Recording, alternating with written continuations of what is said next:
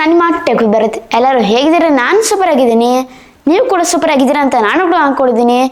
ಇವತ್ತಿನ ಒಂದು special mobile ಬಗ್ಗೆ ಅನ್ಬಾಕ್ಸಿಂಗ್ ಮಾಡ್ತಾ ಇದ್ದೀನಿ, ಪ್ಲಸ್ ಇದ್ರ ಬಗ್ಗೆ ನಾನು ರಿವ್ಯೂ ಮಾಡ್ತಾ ಇದ್ದೀನಿ. ಈ ಮೊಬೈಲ್ ಏನಂತ ಅಂದರೆ ಮೋಟೋರೋಲಾ ಎಡ್ಜ್ 50 ನಿಯೋ ಅಂತ. ಇದು ಮೋಟೋರೋಲಾ ಅವರ ಒಂದು ಕೊನೆಯ ಎಡ್ಜ್ ಸೀರೀಸ್ ಮೊಬೈಲು. ನೀವೆಲ್ಲ ನೋಡಿರ್ಬೋದು, ಈ ವರ್ಷ ಪೂರ್ತಿ ತುಂಬ ಎಡ್ಜ್ ಮೊಬೈಲ್ ತುಂಬ ಸಖತ್ತಾಗಿತ್ತು ಅಂತಲೇ ಹೇಳ್ಬೋದು ಮೋಟೋರೋಲಾ ಅವ್ರದ್ದು. ಎಸ್ಪೆಷಲಿ ಆಲ್ಟ್ರಾ, ಆಮೇಲೆ ಪ್ರೋ ಮಾಡಲು, ಫ್ಯೂಷನ್ ಮಾಡಲು, ಆಮೇಲೆ ಮೋಟೋರೋಲಾ ಎಡ್ಜ್ 50 ಇದೆಲ್ಲ ಸೂಪರ್ ಮೊಬೈಲ್ ಅಂತಲೇ ಹೇಳ್ಬೋದು. ಇದು ಕೂಡ ಅಷ್ಟೇ ಇನ್ನೊಂದು ಸೂಪರ್ ಮೊಬೈಲ್.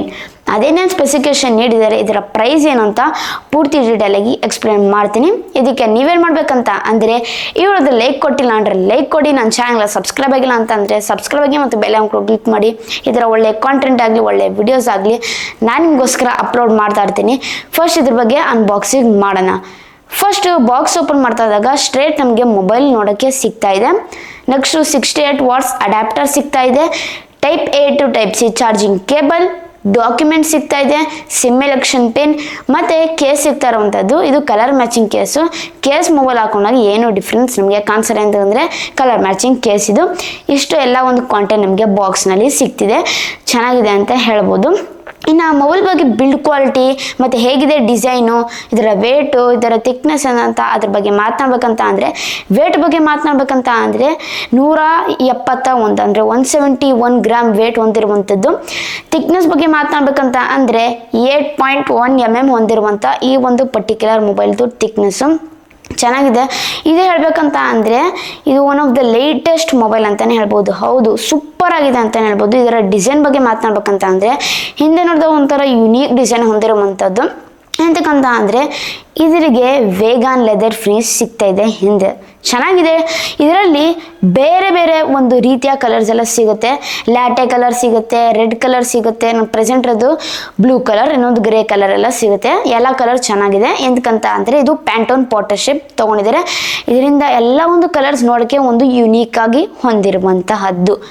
ಮತ್ತು ಇನ್ನು ನೆಕ್ಸ್ಟ್ ಬಂದ್ಬಿಟ್ಟು ಇದು ನೋಡಿದಾಗ ಒಂದು ಮೊಬೈಲು ಯುನೀಕಾಗಿ ಲುಕ್ ಇದೆ. ಮತ್ತು ಇದರ ಸೈಡ್ ಫ್ರೇಮ್ ಬಂದ್ಬಿಟ್ಟು ನಮಗೆ ಪ್ಲಾಸ್ಟಿಕ್ ಸಿಗ್ತಾ ಇದೆ. ಫ್ರಂಟ್ ಬಂದ್ಬಿಟ್ಟು ನಮಗೆ ಡಿಸ್ಪ್ಲೇಗೆ Corning Gorilla glass 3 protection use ಮಾಡಿದ್ದಾರೆ. ಸೂಪರ್ ಆಗಿದೆ ಅಂತ ಹೇಳ್ಬೋದು. ಇಷ್ಟಾಯಿತು ಡಿಸೈನ್ ಬಗ್ಗೆ. ಮತ್ತು ಇದನ್ನ ಸ್ಪೆಷಲ್ ಫೀಚರ್ ಬಗ್ಗೆ ಮಾತನಾಡ್ಬೇಕಂತ ಅಂದರೆ ಇದರ ಸ್ಪೆಷಲ್ ಫೀಚರ್ ಏನಂತ ಅಂದರೆ ಇದರ ಒಂದು ಪರ್ಟಿಕ್ಯುಲರ್ ಮೊಬೈಲ್ಗೆ IP68 water and dust resistance ಸಿಗ್ತಿದೆ. ಮತ್ತು ಇದರಲ್ಲಿ ಮಿಲಿಟರಿ A10H ಸರ್ಟಿಫಿಕೇಶನ್ ಸಿಗ್ತಾ ಇದೆ. ಇದೇನಂತ ನೀವು ಕೇಳ್ಬೋದು. ಮೋಟೋರೋಲಾ ಎಡ್ಜ್ 50 ಮುಂಚೆ ಅನ್ಬಾಕ್ಸಿಂಗ್ ಮಾಡಿದೆ, ಅದರಲ್ಲಿ ಈ ಪರ್ಟಿಕ್ಯುಲರ್ ಫೀಚರ್ ಇತ್ತು. ಸಿಂಪಲಾಗಿ ಹೇಳ್ಬೇಕಂತ ಅಂದರೆ ಸಪೋಸ್ ಈಗ ಗಾಡೀಲಿ ಹೋಗ್ತಾ ಇರ್ತೀರಾ, ಈಗ ಅಕಸ್ಮಾತ್ ಅಂದ್ರೆ ಮೊಬೈಲ್ ಬಿದ್ದೋಯ್ತು ಅಂತ ಅಂದರೆ ಡ್ಯಾಮೇಜ್ ಆಗಿಬಿಡುತ್ತೆ.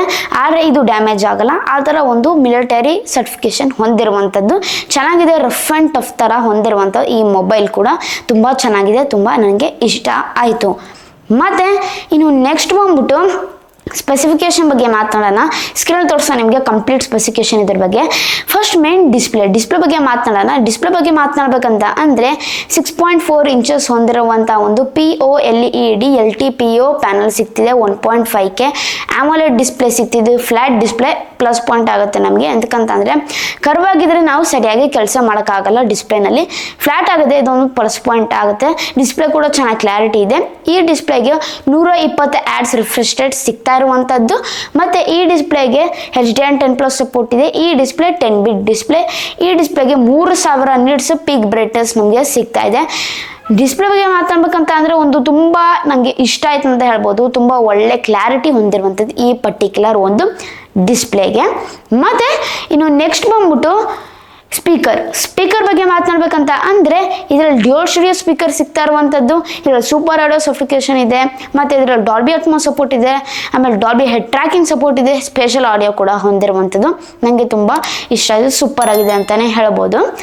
ಇದು ಸೌಂಡ್ ಬಗ್ಗೆ ಬಂದಾಗ ಸ್ಪೀಕರು ಚೆನ್ನಾಗಿ ಒಂದು ಲೌಡಾಗಿ ಸೌಂಡು ಕ್ಲಾರಿಟಿ ಕೇಳಿಸ್ತಾ ಇದೆ. ಮತ್ತು ಇನ್ನು ನೆಕ್ಸ್ಟ್ ಬಂದ್ಬಿಟ್ಟು ಮೇನ್ ಪ್ರಾಸೆಸರ್ ಬಗ್ಗೆ ಮಾತನಾಡ್ಬೇಕಂತ ಅಂದರೆ ಮೀಡಿಯಾಟೆಕ್ ಡೈಮೆನ್ಸಿಟಿ 7300 ಪ್ರಾಸೆಸರ್ ಸಿಗ್ತಿದೆ. ಒಳ್ಳೆ ಪ್ರಾಸೆಸರ್ ಅಂತಲೇ ಹೇಳ್ಬೋದು. ಒಂದು ಮಿಡ್ ರೇಂಜ್ ಪ್ರಾಸೆಸರು ಸೂಪರ್ ಆಗಿದೆ. ನೋಡ್ತಿರ್ಬೋದು, ಸ್ಕ್ರೀನ್ ತೋರಿಸ್ತಾನೆ. ನಾನು ಗೇಮಿಂಗ್ ಆಡ್ತಾ ಇದ್ದೀನಿ. ಚಿಕ್ಕ ಚಿಕ್ಕ ಗೇಮ್ಸ್ ಎಲ್ಲ ಆಡ್ಬೋದು, ಮೀಡಿಯಮ್ ಗೇಮ್ಸ್ ಎಲ್ಲ, ಫ್ರೀ ಫೈರು, ಆದರೆ ಪಬ್ಜಿ, ಕಾಲ್ ಆಫ್ ಡ್ಯೂಟಿ ಆ ಥರ ಗೇಮ್ಸ್ ನೀವು ಆಡೋಕ್ಕೆ ಆಗಲ್ಲ. ಯಾಕಂದರೆ ಇದು ಒಂದು ಮಿಡ್ ರೇಂಜ್ ಪ್ರಾಸೆಸರು, ನಾವು ಪವರ್ಫುಲ್ ಪ್ರಾಸೆಸರ್ ಇದೆ, ಚೆನ್ನಾಗಿ ಇರ್ತಿತ್ತು ಅಂತ ನನ್ನ ಅಭಿಪ್ರಾಯ. ಆದರೆ ಪರವಾಗಿಲ್ಲ, ಈ ಪ್ರೈಸಿಗೆ ಒಂದು ಒಳ್ಳೆಯ ಪ್ರಾಸೆಸರ್ ನೀಡಿದ್ದಾರೆ ನಮಗೆ. ಮತ್ತು ಇನ್ನು ನೆಕ್ಸ್ಟ್ ಬಂದ್ಬಿಟ್ಟು ಬ್ಯಾಟ್ರಿ ಬಗ್ಗೆ ಮಾತನಾಡ್ಬೇಕಂತ ಅಂದರೆ 4310 mAh ಬ್ಯಾಟ್ರಿ ಸಿಗ್ತಿದೆ. ಆಮೇಲೆ ನಮಗೆ 68 ವಾಟ್ಸ್ ಫಾಸ್ಟ್ ಚಾರ್ಜಸ್ ಸಿಗ್ತಾ ಇರುವಂಥದ್ದು. ನಿಮಗೆ ಬ್ಯಾಟ್ರಿ ಸ್ವಲ್ಪ ಒಂದು ಕಮ್ಮಿ ಸಿಗ್ತಾ ಇರುವಂಥದ್ದು ಅಂತ ಹೇಳ್ಬೋದು. ಕಂಪೇರ್ ಮಾಡಿಕೊಂಡ್ರೆ ಬೇರೆ ಒಂದು ಎಡ್ಜ್ ಮೊಬೈಲ್ಗೆ ಒಂದು ಸ್ವಲ್ಪ ಕಮ್ಮಿ ಬ್ಯಾಟ್ರಿ ಕೊಟ್ಟಿದ್ದಾರೆ. 68 ವಾಟ್ಸ್ ಫಾಸ್ಟ್ ಚಾರ್ಜಿಂಗ್ ಬೇಗ ನಿಮಗೆ 100% ಬೇಗ ನಿಮಗೆ ಚಾರ್ಜ್ ಆಗಿಬಿಡುತ್ತೆ ವಿತಿನ್ 1 hour. ನೆನಪಿಕೊಳ್ಳಿ, ಚೆನ್ನಾಗಿದೆ, ಫಾಸ್ಟ್ ಆಗಿದೆ, ಚಾರ್ಜಿಂಗ್ ಇಷ್ಟ ಆಯ್ತು. ಆದರೆ ಬ್ಯಾಟ್ರಿ ಒಂದು ಸ್ವಲ್ಪ ಕೆಪಾಸಿಟಿ ಹೈ ಮಾಡಿದರೆ ಚೆನ್ನಾಗಿರ್ತೈತೆ ಅಂತ ನನ್ನ ಒಂದು ಅಭಿಪ್ರಾಯ. ಒಂದು 4500 4750 ಕೊಟ್ಟಿದ್ರೆ ಚೆನ್ನಾಗಿರ್ತಾಯಿತ್ತು. ಇದು ನನ್ನ ಒಂದು ಸಜೆಷನ್ ಅಂತ ಹೇಳ್ಬೋದು. ಇನ್ನು ನೆಕ್ಸ್ಟ್ ಬಂದ್ಬಿಟ್ಟು OS ಬಗ್ಗೆ ಮಾತನಾಡ್ಬೇಕಂತ ಅಂದರೆ ನಮಗೆ out of the box Android 14 OS ಸಿಗ್ತಾ ಇದೆ. ಮತ್ತು ಹಲೋ ಮೋಟೋ UI ಮೇಲೆ ರನ್ ಆಗುತ್ತೆ. 5+5 ಕೊಡ್ತಿದ್ದಾರೆ. ಫಸ್ಟ್ ಟೈಮ್ ನೋಡ್ತಿರೋದು ಮೋಟೋರೋಲಾದವರು ಈ ಮಿಡ್ ರೇಂಜ್ ಮೊಬೈಲ್ಗೆ 5+5 ಕೊಡ್ತಿದ್ದಾರೆ. 5 years Android updates, 5 years security updates ನಮಗೆ ಸಿಗ್ತಾ ಇದೆ. ಬೆಂಕಿ ಆಗಿದೆ ಅಂತಲೇ ಹೇಳ್ಬೋದು. ನಂಗೆ ತುಂಬ ಅಂದರೆ ತುಂಬ ಇಷ್ಟ ಆಯಿತು, ಸೂಪರ್ ಆಗಿದೆ. ಈ ಒಂದು ಪರ್ಟಿಕ್ಯುಲರ್ ಅಪ್ಡೇಟ್ಸ್ ಬಗ್ಗೆ ನನಗೆ ತುಂಬ ಇಷ್ಟ ಆಯಿತು. ಮೊಟ್ಟ ಮೊದಲ ಬಾರಿ ಮೋಟೋರೋಲಾದವರು 5+5 ನೀಡ್ತಿದ್ದಾರೆ ತಮ್ಮ ಒಂದು ಎಡ್ಜ್ ಮೊಬೈಲ್ಗೆಲ್ಲ. ತುಂಬ ಇಷ್ಟ ಆಯಿತು, ಬಿಗ್ ಥಮ್ಸ್ ಅಪ್ ಅಂತ ಹೇಳ್ಬೋದು ಮೋಟೋರೋಲಾದವ್ರಿಗೆ. ಚೆನ್ನಾಗಿ ಒಂದು ಸ್ಪೆಸಿಫಿಕೇಶನ್ಸ್ ನೀಡಿದ್ದಾರೆ. ನೆಕ್ಸ್ಟು ಬಂದ್ಬಿಟ್ಟು ಕೊನೆಯದಾಗಿ ಕ್ಯಾಮ್ರಾ ಬಗ್ಗೆ ಮಾತನಾಡ್ಬೇಕಂತ ಅಂದರೆ ಇದು ಕ್ಯಾಮ್ರಾ ಬ್ಯಾಕ್ ಅಂದರೆ ಮೇನ್ ಕ್ಯಾಮ್ರಾ ಬಗ್ಗೆ ಮಾತನಾಡ್ಬೇಕಂತ ಅಂದರೆ ಇದು ನಮಗೆ 50 ಮೆಗಾಪಿಕ್ಸೆಲ್ ಸಿಗ್ತಿದೆ. ವಿತ್ OS ನಮಗೆ ಸಿಗ್ತಾ ಇರುವಂಥದ್ದು. ಚೆನ್ನಾಗೆಲ್ಲ ಬೆಂಕಿ ಫೋಟೋಸ್ ತೊಗೊಳುತ್ತೆ. ನಿಮಗೆ ಸ್ಕ್ರೀನ್ ತೋರಿಸ್ತಾ ಇದ್ದೀನಿ, ಚೆನ್ನಾಗಿದೆ, ಎಲ್ಲ ಫೋಟೋಸ್ ಚೆನ್ನಾಗೆಲ್ಲ ತೊಗೊಳುತ್ತೆ. ಇದು ಪ್ಲಸ್ ಪಾಯಿಂಟ್ ಆಗುತ್ತೆ. ಇದು ನನಗೆ ತುಂಬ ಇಷ್ಟ ಆಯಿತು. ಮತ್ತು ಸೂಪರಾಗೆಲ್ಲ ಫೋಟೋಸ್ ತೊಗೊಳತ್ತಿದ್ದು. ನೆಕ್ಸ್ಟ್ ನಮಗೆ ಅಲ್ಟ್ರಾವೈಡ್ ಕ್ಯಾಮ್ರಾ ಸಿಗ್ತಿದೆ 13 ಮೆಗಾಪಿಕ್ಸೆಲ್. ಇದು ಕೂಡ ಚೆನ್ನಾಗಿಲ್ಲ, ಅಲ್ಟ್ರಾವೈಡ್ ಫೋಟೋಸ್ ತಗೊಳುತ್ತೆ. ನೆಕ್ಸ್ಟ್ ಟೆಲಿಫೋಟೋ ಕ್ಯಾಮ್ರಾ ಸಿಗ್ತಿದೆ 10 ಮೆಗಾಪಿಕ್ಸೆಲ್, 3x ಆಪ್ಟಿಕಲ್ ಝೂಮ್ ಮಾಡ್ಬೋದು, ಚೆನ್ನಾಗಿದೆ. ಇದು ಕೂಡ ಟೆಲಿಫೋಟೋ ಚೆನ್ನಾಗಿ ಫೋಟೋಸ್ ತಗೊಳುತ್ತೆ.